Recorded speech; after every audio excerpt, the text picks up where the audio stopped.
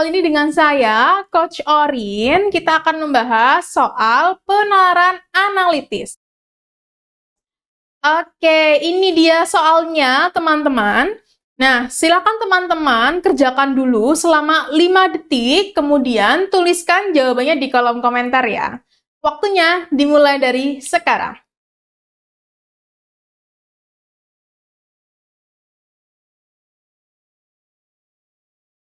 Oke, di soal kali ini kita coba lihat pertanyaannya dulu teman-teman.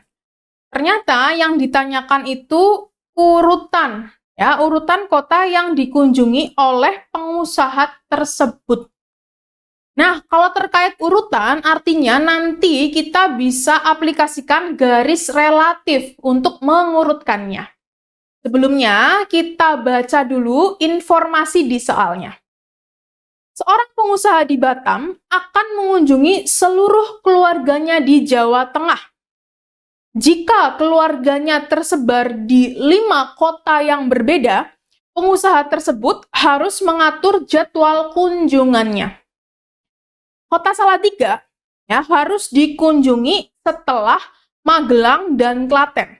Ini saya tuliskan dulu, artinya nanti antara Magelang, Klaten, baru ke Salatiga, gitu ya. Oke, selanjutnya kota Klaten harus dikunjungi tepat setelah Yogyakarta. Oke, artinya nanti Jogja dulu langsung ke Klaten. Gini ya.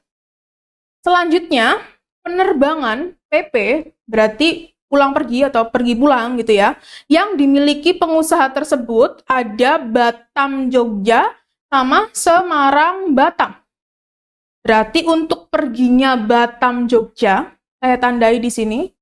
Ini untuk perginya dari Batam ke Jogja, kemudian untuk pulangnya dari Semarang ke Batam. Nah, ini ya. Urutannya nanti gimana? Nah, sekarang kita buat dulu garisnya, teman-teman. Oke, saya misalkan ini garisnya vertikal ya. Kemudian saya tuliskan awalnya itu yang di atas, nah akhirnya atau yang paling akhir itu di bagian bawah. Artinya nanti kita baca, dari atas itu perjalanan awal, kemudian paling bawah itu perjalanan terakhirnya. Karena di sini pesawatnya itu perginya dari Batam ke Jogja dulu, gitu ya. Artinya Jogja jelas jadi destinasi pertamanya. Lanjut, setelah Jogja apa? Di sini fokuslah ya. Jogja itu langsung ke Klaten. Berarti setelah Jogja saya tuliskan Klaten. Lanjut, Klaten itu disebut di atasnya ya, Magelang Klaten baru nanti ke Salatiga. Artinya di sini saya bisa tuliskan setelah Klaten sebelum ke Salatiga otomatis kan harus ada Magelang dulu. Ini ya, harus ada M atau Magelang. Habis Magelang baru kita bisa tuliskan di situ ada Salatiga. Saya tuliskan Sal gitu ya. Kenapa kok nggak cuma S? Karena ada Semarang, teman-teman. Sama-sama S depannya. Nah, berarti habis dari Salatiga, penerbangannya itu kan pulangnya dari Semarang ke Batam nih. Berarti Salatiga baru kita on the way ke Semarang. Saya tuliskan SMG. Gini ya, itu Semarang. Sip, selesai. Ya, garis relatifnya. Sekarang kita lihat ya di opsi jawabannya. Jogja, Klaten. Oke, ini betul, betul, betul, betul. Kemudian ke Magelang. Nah, berarti yang C. Magelang, lalu Salatiga, dan Semarang. Yang C jadi jawaban yang paling tepat. Oke, soal selanjutnya teman-teman. Silakan teman-teman kerjakan dulu selama 5 detik. Kemudian tuliskan jawabannya di kolom komentar ya. Waktunya dimulai dari sekarang.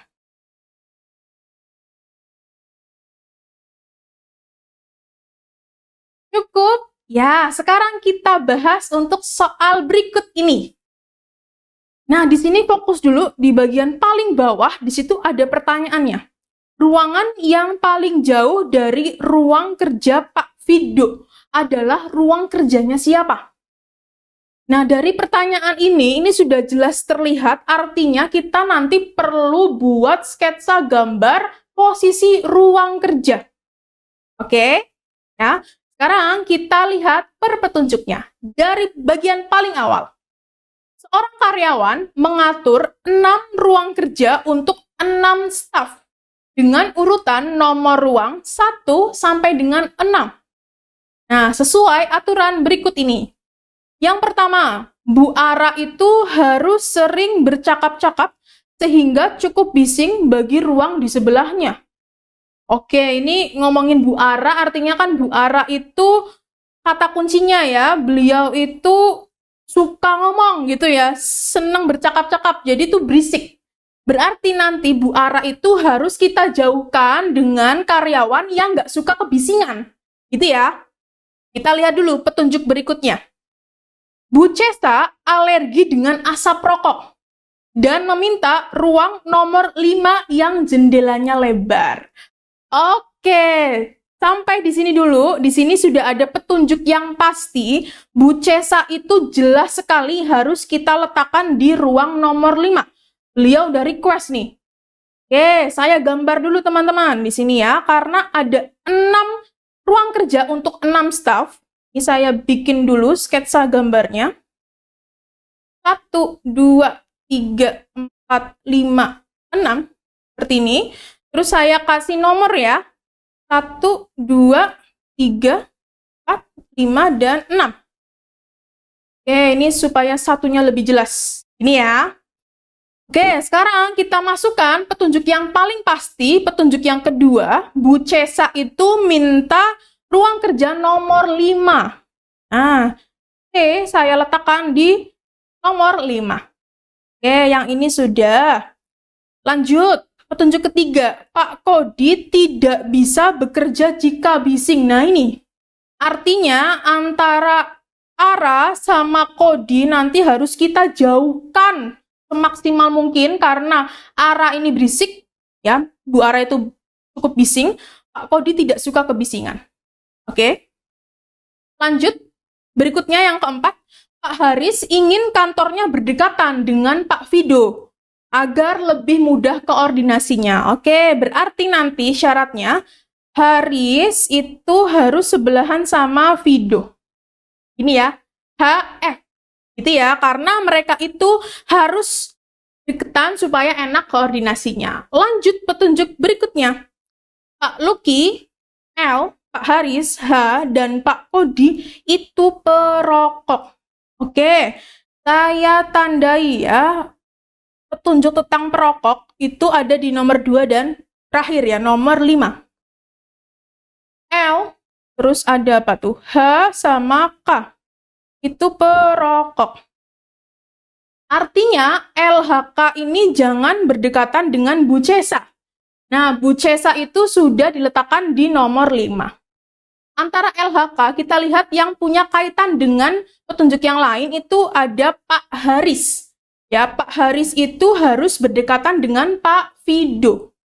Oke, artinya saya tuliskan dulu di sini yang paling memungkinkan. Ya, H di sini nomor 3.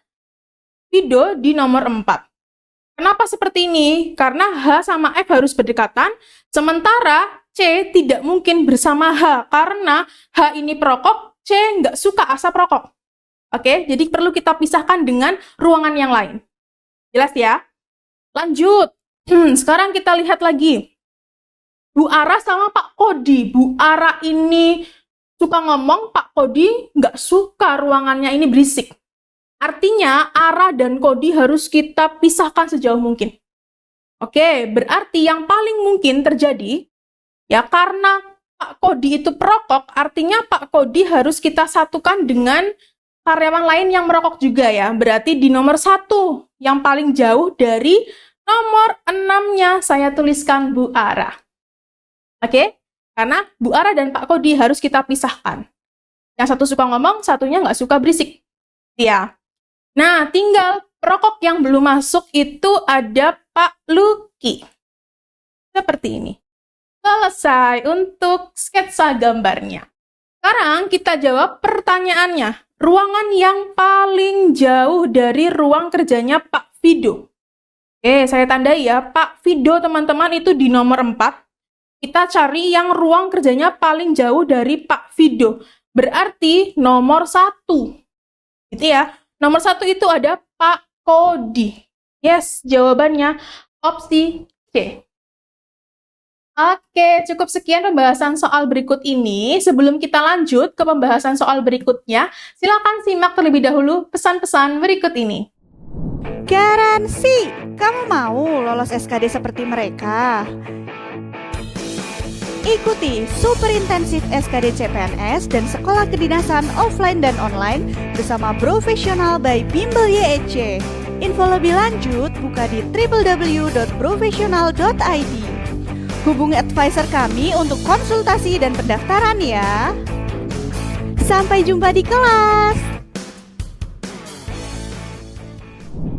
Oke, selanjutnya ada soal penawaran analitis. Silakan teman-teman kerjakan dulu selama 5 detik. Kemudian tuliskan jawabannya di kolom komentar. Waktunya dimulai dari sekarang.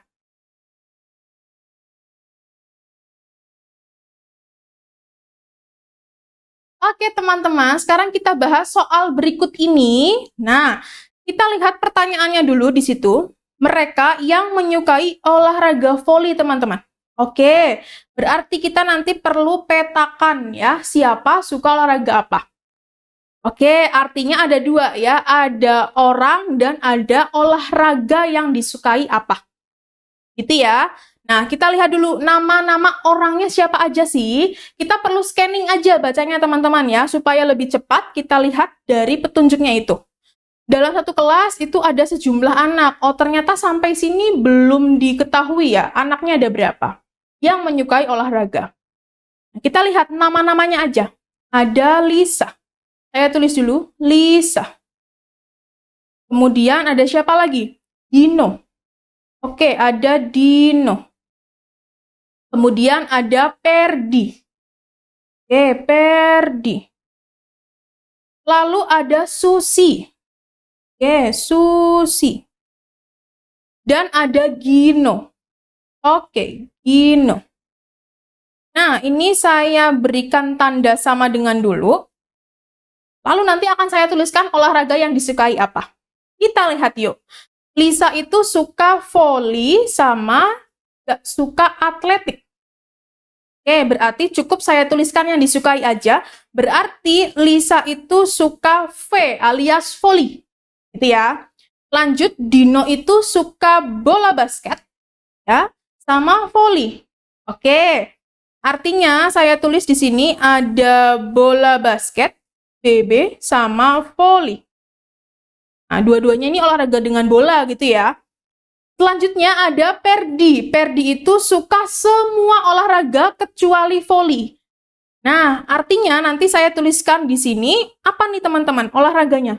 Tadi kan disebutkan ya selain voli, bola basket, terus tadi si Lisa itu kan tidak suka atletik. Berarti ada olahraga atletik teman-teman. Nah, Perdi itu suka semua olahraga tapi kecuali voli. Berarti saya bisa tuliskan di sini ada bola basket sama atletik. Gitu ya. Lanjut, Susi itu suka olahraga tanpa bola. Tanpa bola artinya bukan bola basket, bukan voli, tapi atletik. Oke, lanjut. Gino itu menyukai olahraga dengan bola. Oke, Gino itu suka olahraga pakai bola, berarti kalau pilihannya di dalam soal ini ada bola basket, BB, sama V, alias voli. Nah, sekarang kita lihat pertanyaannya, mereka yang suka voli itu siapa? Yang ada huruf V-nya. Ada Lisa, ada Dino, sama Gino. Oke, ada di opsi E. Ya. Cukup sekian pembahasan soal kali ini. Nantikan video pembahasan soal berikutnya ya. Sampai jumpa lagi. Dadah! Garansi, kamu mau lolos SKD seperti mereka? Ikuti Super Intensif SKD CPNS dan Sekolah Kedinasan Offline dan Online bersama Profesional by Bimbel YEC. Info lebih lanjut buka di www.professional.id. Hubungi advisor kami untuk konsultasi dan pendaftaran ya. Sampai jumpa di kelas.